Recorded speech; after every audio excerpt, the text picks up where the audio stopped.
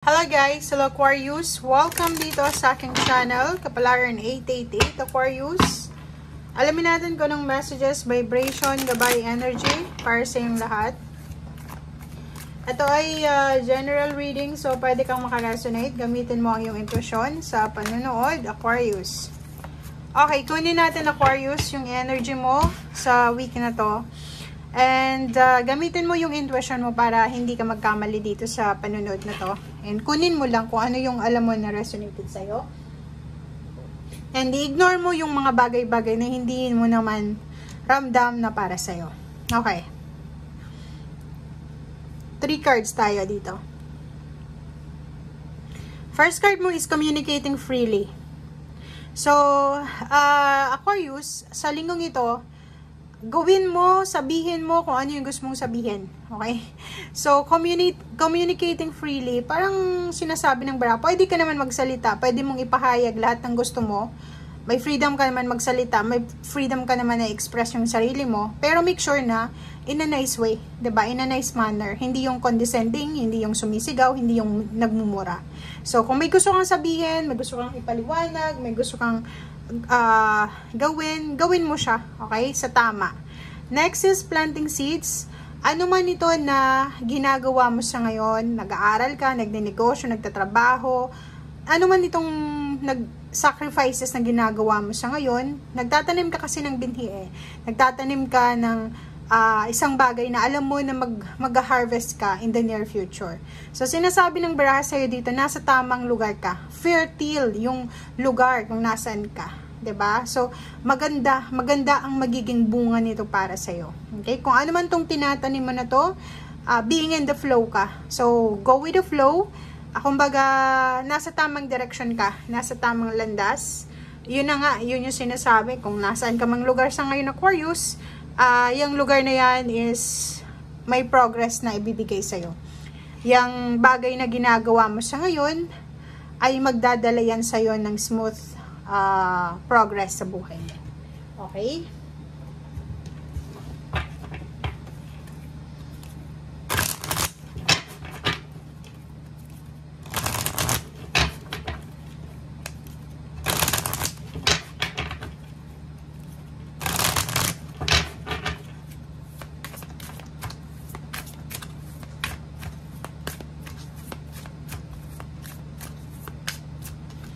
Okay, view from above and then stepping into power. So, yun.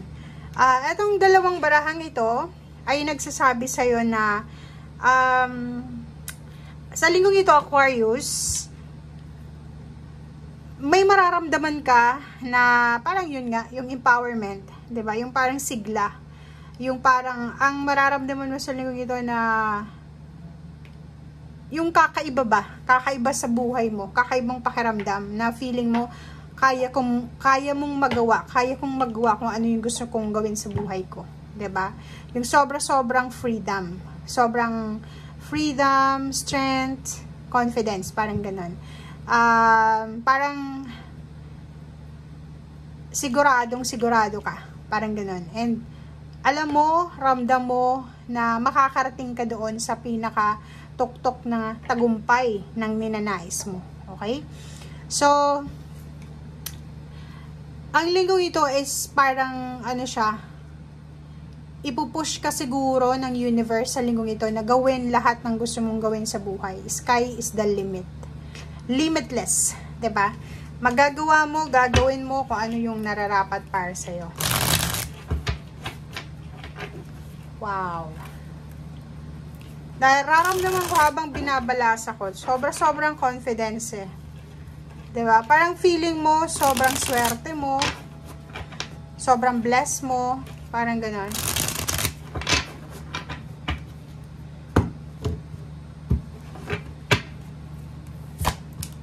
Okay. So, meron tayo ditong Hangman and the 9 of Cups.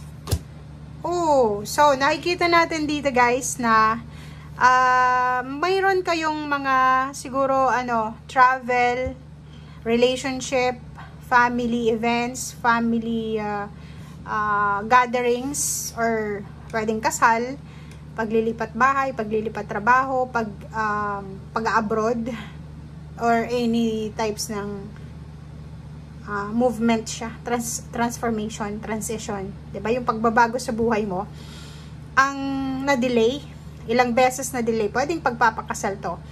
Pagkakaroon ng anak, pagpapakasal, paglilipat ng bahay, pagpapatayo ng bahay, mga selebrasyon, birthday celebration, wedding anniversaries, birthdays, or kung ano man to na palaging nade-delay. But, this week, nakapag-desisyon ka na, sa sobra-sobrang motivation na nararamdaman mo, desidido ka na na etong plano mo for this year, matutupad na to.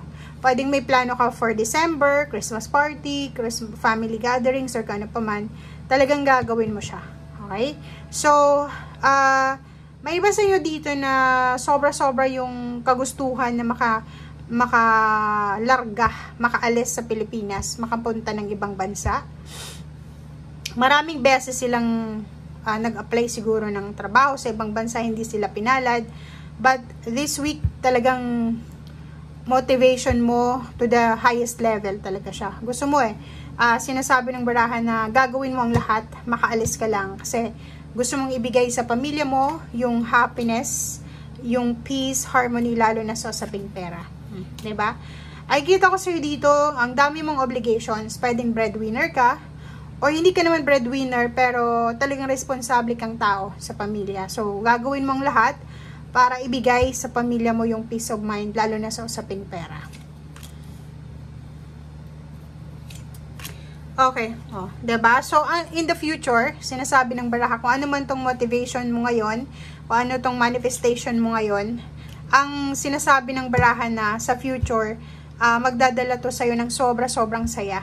Aapaw yung cups mo, nasa tamang direction ka talaga. Yun yung sinasabi ng baraha. Ano man itong ginagawa mo sa ngayon, binabalak mo ngayon, pinaplano mo ngayon, goals mo ngayon, magdadala yan sa'yo ng good harvest. Okay? Victory and success, recognition, rewards, awards, good family relationship, peaceful na trabaho, malaking halagang pera, lahat mahahawakan mo. Diba? So, 3 of Swords, sinasabi ng baraha sa'yo dito, para maiwasan yung disappointments, or para maiwasan mo yung pagsisihan ang lahat-lahat, make sure na kung ano yung maiisip mo sa ngayon, i-pursue mo talaga siya. Okay? Para wala kang sisihin. Gagawin mo kung ano yung nararapat. Gagawin mo kung anong gusto mo. Gagawin mo kung ano yung alam mo na para sa'yo. Gagawin mo kung ano yung tinitibok ng puso mo. Para, 'di ba? Positive or negative yung result, nandyan ka pa rin, and ikaw yung nagdesisyon yan. Okay, so thank you guys.